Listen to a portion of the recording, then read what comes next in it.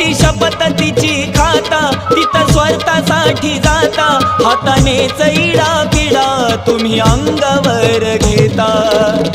संकट आल्यावरती का हो तुम्ही